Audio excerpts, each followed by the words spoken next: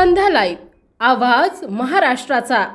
नमस्कार, मी गौरी, आपण पाहत आहात संध्या लाईव्ह। हडपसर पोलीस ठाण्याच्या हद्दीमध्ये असलेल्या मांजरी परिसरातील बेनकर वस्ती येथे मध्यरात्रीच्या सुमारास HDFC बँकेचे ATM फोडण्याचा प्रयत्न करण्यात आलाय। 2 अज्ञात चोरट्यांनी ATM मशीनचे पॅनल फोडून चोरी करण्याचा प्रयत्न केला, मात्र ATM मधील सायरन वाजल्याने त्यांचा डाव फसला आणि ते घाबरून पळून गेले।